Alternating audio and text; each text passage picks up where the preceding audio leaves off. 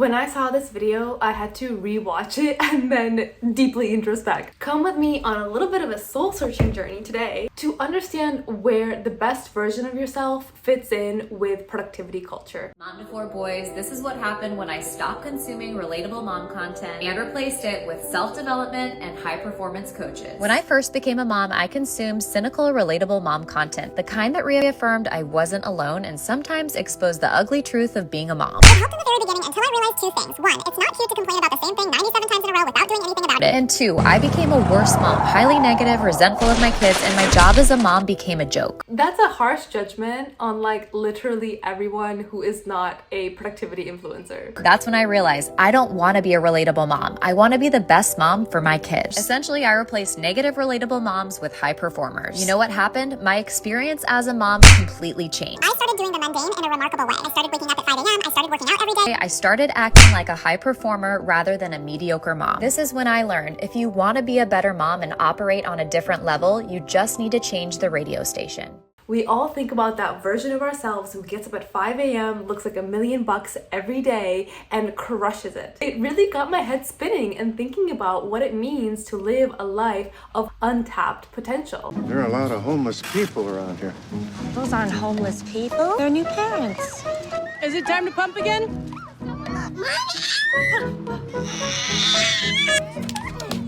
Well, what happened to them? Oh, they're exhausted from taking care of kids. You remember what that's like, right? Right.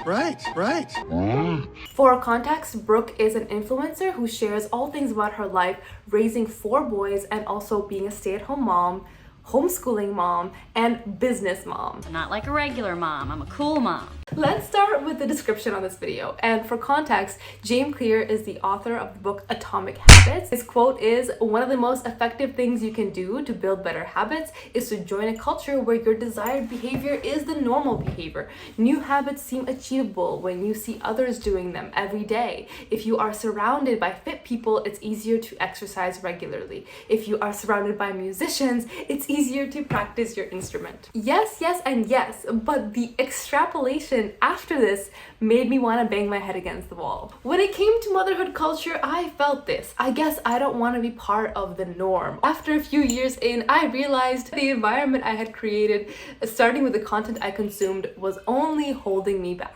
All of that is valid, if not a tad simplistic.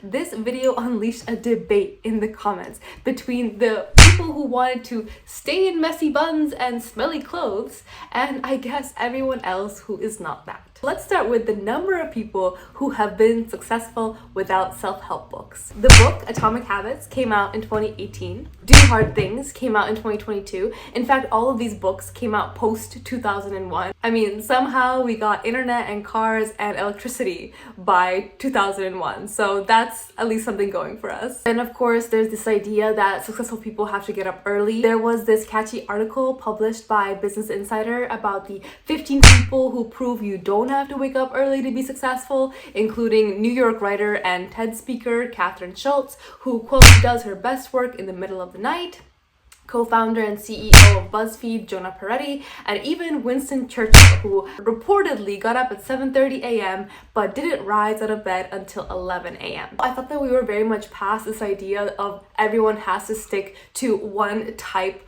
of regimen. We've gotten to the point where we know that healthy looks different on different bodies. If all of us ate the same thing, had the same exercise regimen, had the same daily schedule, we would still feel differently throughout the day and we would look different from each other. So there's no reason to apply a morning time or a bedtime that would make sense for everyone. The 5 a.m. club is kind of BS. Because waking up at 5 a.m. is not the answer. Keeping your promises to yourself is the answer. 5 a.m. The whole premise is that you're meant to spend the first part of your day doing all the things that are really good for you. I was so tired by the evening and I was going to bed at like a really early time. What it's telling you, you have to get up really, really early to do anything that's good for you or that you're passionate about because your work day doesn't allow for it. When what we should be doing, create a healthy, sustainable life cycle for all of us. I don't want to be a relatable mom. I want to be the best mom for my kid. Best mom for my Let's kid. talk about this. She says that first consuming it helped her, but then later it made her resentful of her kids. It's interesting because when I think of relatable mom content, I think about all of the things that I learned that I wouldn't have known. It's a very different category to what she seems to be thinking about. What these stories of motherhood tell me is that it is a shock, and the message of what it is like to transition into motherhood isn't properly conveyed through generations. Previously, we had more of a tribal community, a wider network of family where women would actually see each other give birth and become mothers. We don't even have a view in that anymore. A lot of us grow up, we have our parents' perspectives, which they are usually unwilling to tell you any of the gory details, or at least they've forgotten it. Your friends may or may not have gone through it, but they might live farther away from you and you don't see the realities of what it was like for them. They might not share it either. We are missing so much content that was previously passed down, so much wisdom about breastfeeding and raising your child and taking care of yourself. The only way I was able to access that content is through the internet, and I learned a ton about myself. Downplaying the importance of relatable mom content as a form of education and access to resources, I think, is a missed opportunity. Best mom for my So she kid. crosses out relatable mom content and says, I became a better mom. This is also interesting because all of the improvements that she talks about are very much related to the self. They're about putting on your own oxygen mask before helping someone else, which is extremely valid. However, we're talking about that statement that it made her a better mom for the kids. The funny thing about becoming a better mom is that you can't be asking yourself whether or not you improved. You have to ask your kids. Even when I'm a bad mom, I'm a great mom.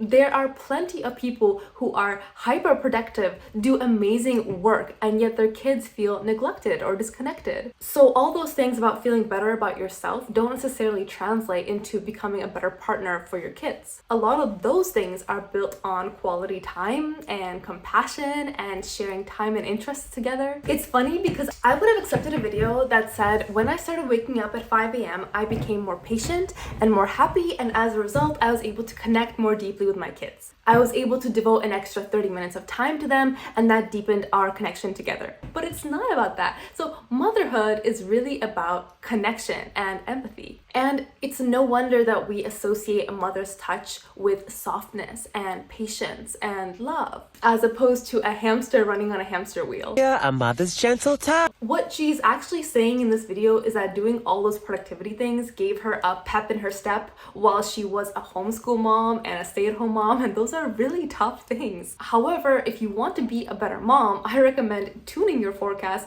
not to productivity people, but to maybe a therapy channel or a parenting channel. And not hyperproductive men whose roles and expectations in the family are very different from what a mother faces. I do like how she calls out media consumption as a food pyramid and says that there's a place for everything. I would like to add one more layer to her food pyramid metaphor, and that is to have a critical eye onto any piece of media that you are consuming, no matter what part of the pyramid it's on. What I have learned about parenting is that very little is scientifically studied properly, and a lot of it is theories. Theories applied as truth. Theories extrapolated to be the fact. A latest example is the divide on sleep training, where the idea that babies can self-soothe themselves is highly debated. A baby gets sleep trained and stops calling out for the parent. Is that a good thing or a bad thing? The non-existence of the cry doesn't point us in the direction of whether or not that's a good thing. In reality, this influencer doesn't have to message that she's getting up at 5 a.m. for us to believe that she has her life together. She is gorgeous, raising beautiful kids, living in a lovely home. She already fits the criteria of believable success, and she's able to draw the line for how I got to my success any way she wants. She literally could come out and say that she snorts green juice powder first thing in the morning, and then I would say, you know, maybe I would consider that. Maybe I would feel better about myself. So stay on it, my friends, and I'll see you in the next video.